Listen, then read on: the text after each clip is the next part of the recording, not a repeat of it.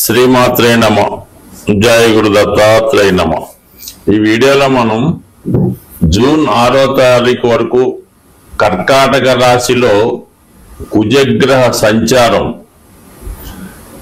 ఈ అబ్బాయిలు అమ్మాయిల యొక్క వివాహ వ్యవస్థ మీద, అలాగే ఆలస్య వివాహానికి కారణమైనటువంటి ఈ కుజగ్రహం ఈ కర్కాటక రాశిలో ఉండడం వల్ల ఎందుకు వివాహాలు ఆలస్యం అవుతున్నాయి, వివాహ సంబంధాలు కుదరకుండా, ముఖ్యంగా అబ్బాయిలు ఎందుకు వివాహంలో లేట్ అవ్వడం, వారి జీవితంలో సరిగ్గా సెటిల్ అవ్వలేకపోవడానికి కారణమైనటువంటి కుజగ్రహం ప్రస్తుతం కర్కాటక రాశిలో ఈ నెల అంటే ఇంచుమించు జూన్ 6వ తారీఖు వరకు ఆ రాశిలోనే ఉండడం జరుగుతూ ఉంటుంది. అయితే కుజుడికి అది నీచ స్థానం అవటం వల్ల తను అత్యంత పవర్ఫుల్ గా బలంగా పనిచేయలేకపోతుంటాడు. సాధారణంగా వివాహం జరగడానికి, వివాహం తర్వాత అన్యోన్య దాంపత్యం ఉండడానికి కుజగ్రహం చాలా వరకు కారణమవుతూ ఉంటుంది. అయితే ఎక్కువగా అమ్మాయిల జాతకంలో కుజుడు భర్త యొక్క స్థాయిని, ఎటువంటి భర్త వస్తాడు, అలాగే జాతకంలో కుజదోషం ఎంతవరకు ఉంటుంది, ఇవన్నీ కూడా ఎస్పెషల్లీ అమ్మాయిల జాతకంలో కుజుడు ఎంత బలంగా ఉంటే వారికి వివాహం అంత తొందరగా అవ్వడం, అలాగే వివాహం తర్వాత కూడా అన్యోన్యంగా ఉండడం, అలాగే తొందరగా సంతానం కలగడానికి కూడా కుజుడే కారణం అవుతుంటాడు. అయితే అబ్బాయిల జాతకంలో కుజుడు ఎంత బలంగా ఉంటే ఆ అబ్బాయి అంత తొందరగా జీవితంలో తొందరగా చదువు పూర్తి చేసి ఎంబటినే ఉద్యోగంలో చేరి వివాహం కూడా తొందరగా జరగడానికి, అంటే తొందరగా సెటిల్ అవ్వడానికి మగవారి జాతకంలో కుజుడు అత్యంత బలంగా ఉంటే ఆ బలం యొక్క స్థాయిని బట్టి అబ్బాయి యొక్క భవిష్యత్తు, అతని వివాహం, అతని క్యారెక్టరు, ఇవన్నీ కూడా ఆధారపడి ఉంటాయి. మరి అబ్బాయిల జాతకంలో శుక్రుడు కూడా భార్య యొక్క స్థాయిని చెప్పడం జరుగుతూ ఉంటుంది. శుక్రుడు అబ్బాయి జాతకంలో ఎంత బలంగా ఉంటే అంత అందమైనటువంటి, బాగా స్థిరపడినటువంటి మంచి డౌరీతో మంచి భార్య రావడం జరుగుతూ ఉంటుంది. అలాగే శుక్రుడు పాపగ్రహాలతో కలిసి ఉన్న, పాప రాశుల్లో ఉన్నా కూడా వివాహం ఆలస్యం అవడం, తొందరగా జరగకపోవడానికి కూడా కారణం అవుతుంటుంది. అంటే ముఖ్యంగా ఈ శుక్రుడు రవితో కంబస్ట్ అయి ఉన్న, రవికి బాగా దగ్గరగా ఒకే డిగ్రీలో ఉన్నా కూడా వివాహం జరగడం అన్నది చాలా కష్టం అవుతుంటది. వివాహం తర్వాత కూడా వివాహ బంధం అన్నది చాలా ఇబ్బంది పెట్టడం కూడా జరుగుతూ ఉంటుంది. అంటే సుమారుగా చెప్పాలంటే ఎక్కువ వివాహ వ్యవస్థ మీద మనం ఎక్కువగా కుజుడినే తీసుకోవడం జరుగుతూ ఉంటుంది. కుజుడు ఉన్న స్థానాలను బట్టి కుజదోషం నిర్ణయించడం జరుగుతుంది. కానీ శుక్రుడు కూడా ఈ వివాహ విషయంలో చాలా ప్రాధాన్యత చూపడం జరుగుతూ ఉంటుంది. అందుకని శుక్రుడికి అలాగే మన కుజుడికి సరైనటువంటి అవగాహన, సరైనటువంటి స్థానాల్లో ఉన్నప్పుడు కూడా ఆ వివాహ వ్యవస్థ చాలా అనుకూలంగా ఉండే అవకాశం ఉంది. ఉదాహరణకి ఎవరి జన్మ జాతకంలో అయినా ఈ శుక్ర కుజగ్రహాలు కలిసినప్పుడు వారి జీవితంలో వివాహం తర్వాత ఎంత కొట్లాడుకున్నా తిరిగి మళ్ళా కలుసుకోవడానికి కూడా కారణం అవుతూ ఉంటుంది. అందువల్ల ఏంటంటే ముఖ్యంగా జాతక పరిశీలనలో అమ్మాయిల యొక్క జాతకం చూసినప్పుడు ఆ కుజుడు యొక్క స్థితిని బట్టి, కుజుడు ఉన్నటువంటి స్థానాలు, కుజుడు ఏ గ్రహాలతో కలిసి ఉన్నాడు, పాపగ్రహాల వీక్షణ ఉందా, వీటన్నిటి బట్టి ఎప్పుడు వివాహం అవుతుంది, వివాహం తర్వాత ఏ విధంగా ఉంటుంది, ఏ వైపు నుంచి భర్త వచ్చే అవకాశం ఉన్నది 100% ఈ కుజుడు బట్టి అమ్మాయిల జాతకంలో చెప్పడం జరుగుతూ ఉంటుంది.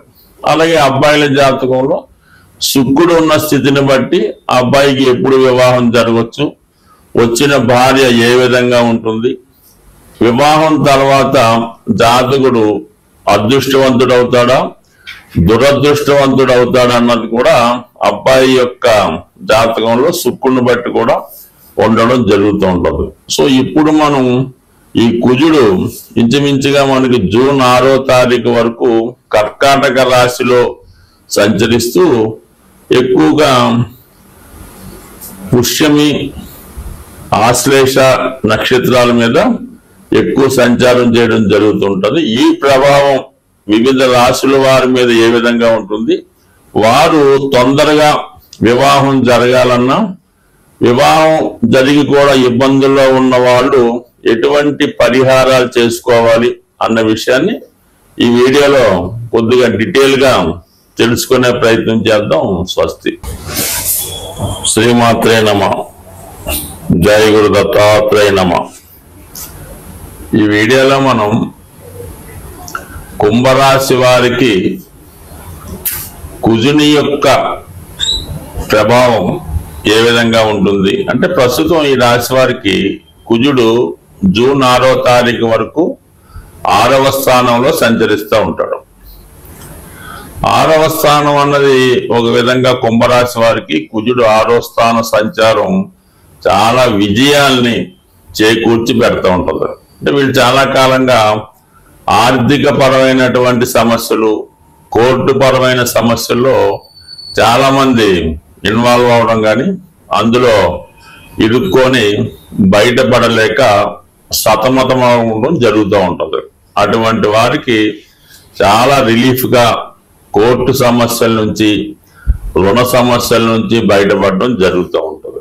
అయితే ఇప్పుడు మనకి ముఖ్యంగా వివాహం, ఈ కుంభరాశిలో జన్మించినటువంటి లగ్నంలో ఉన్నటువంటి వారికి, ఈ యువతీ యువకులకి వివాహం ఎప్పుడు జరుగుతుంది, ఇప్పుడు వివాహ ప్రయత్నాలు చేసుకుంటే వివాహం నిశ్చయం అవుతుందా అన్న విషయాన్ని మనం పరిశీలించవలసి ఉంటుంది. కుజుడు 6వ స్థానంలో ఉన్నాడు. 6వ స్థానం అన్నది ఏంటంటే వివాహ సమస్యలు పరిష్కారానికి అనుకూలంగా ఉంటుంది, కానీ వివాహ సంబంధాలు కుదుర్చుకోవడానికి అంత అనుకూలత అయితే ఉండదు. ఎందుకంటే మనకి 6వ స్థానం అన్నది సప్తమ స్థానానికి 12వ స్థానం అవుతూ ఉంటుంది. ఆ కారణం వల్ల ఈ వివాహం అన్నది ఎంత ప్రయత్నం చేసినా సరిగ్గా కుదరడం అన్నది కుదరదు. పైపెచ్చు ఈ కుంభరాశి వారు వివాహ విషయంలో ఏదో వాళ్ళకు ఎర్లీ ఏజ్లో ఇంచుమించుగా ఈ డిగ్రీ పూర్తయి ఉద్యోగం చేసే సమయంలో సాధారణంగా ఎవరినో ఒకళ్ళు ఇష్టపడి వివాహానికి చేసుకుందాం అనుకుంటారు. కానీ ఈలోగా వీళ్ళకి సరైన సెటిల్మెంట్ లేకపోవడం వల్ల, అవతల పార్టీకి మంచి పెళ్లి సంబంధం రావటం వల్ల వివాహం కంపల్సరిగా సాక్రిఫై అవుతుంది అన్నమాట. అంటే వివాహం త్యాగం చేస్తారు. వీళ్ళు ప్రేమికులుగా చాలా కాలం మిగిలిపోవడం జరుగుతూ ఉంటుంది. ఇంచుమించుగా ఏదో బాధ్యతలు, తల్లిదండ్రులు, అక్క చెల్లెలు ఇవన్నీ చూసుకొని ఇంచుమించుగా 35, 36 వచ్చాక మళ్ళా పెద్దల యొక్క ఒత్తిడితో వివాహానికి అంగీకరించి అప్పుడు మళ్ళా వివాహ సంబంధాలు చూడటం మొదలెడితే ఈ పుణ్యకాలం కాస్త అయిపోవడం వల్ల చాలా ఇబ్బంది పడటం జరుగుతూ ఉంటుంది.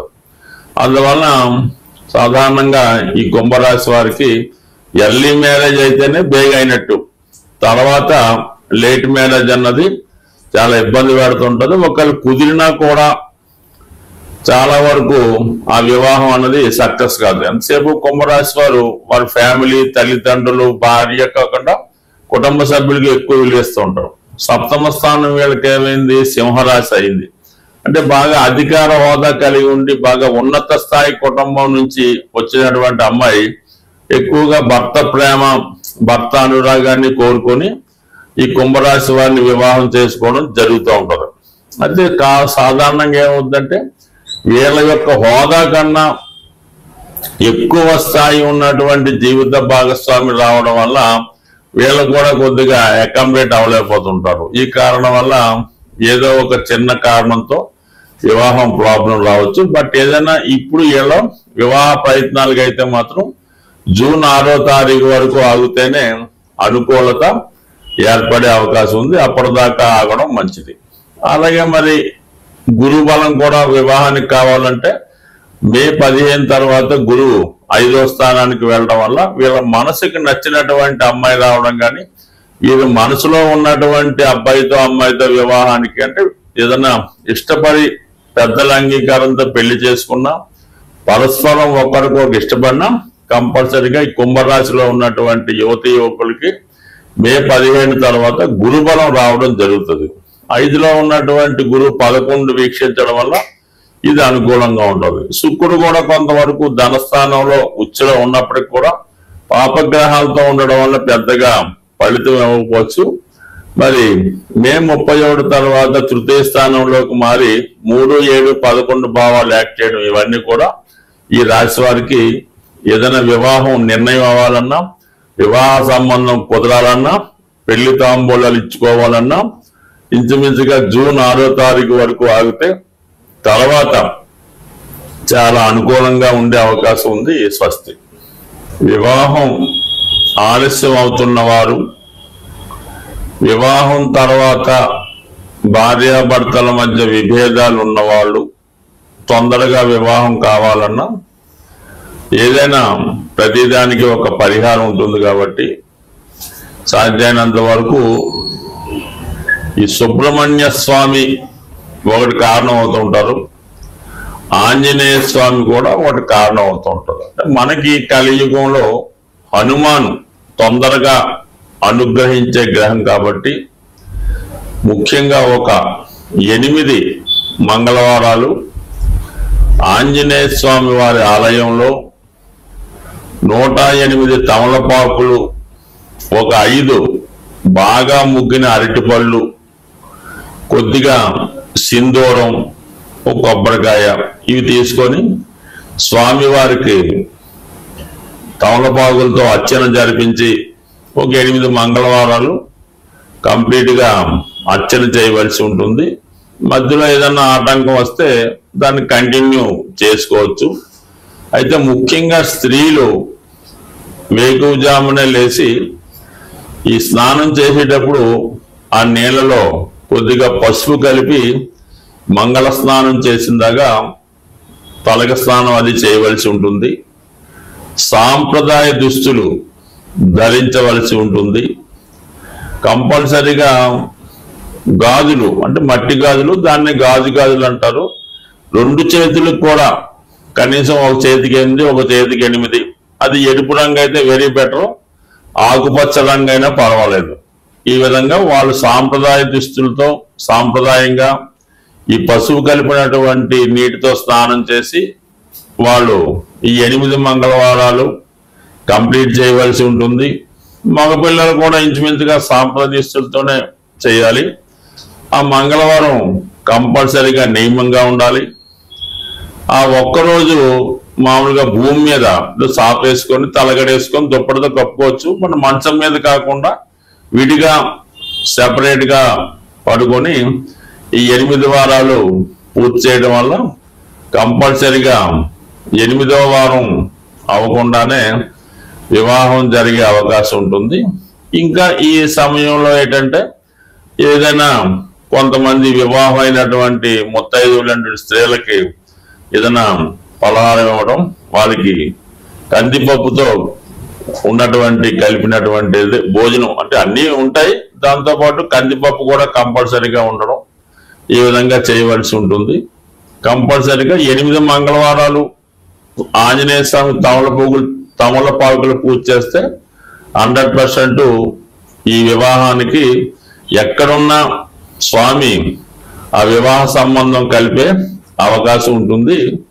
సరే, ఇది కొంతవరకు ఉంది. కొంతమంది ఈ మంగళవారం రోజు చీమలకి పంచదార బియ్యం పిండి ఆహారంగా వేయటం వల్ల, లేదంటే చెరువులో ఈ నదుల్లో ఉన్నటువంటి చేపలకి ఆహారంగా ఏదైనా బిస్కెట్లో పేలాలో అవి వేయడం వల్ల అనేక రకాలు పరిహారాలు ఉంటాయి. ఇవి తొందరగా శీఘ్రంగా పరిహారం జరుగుతూ ఉంటుంది. కాబట్టి ఈ హనుమాన్ చాలీసా పారాయణ చేయడం వల్ల కూడా వివాహం అవుతుంది.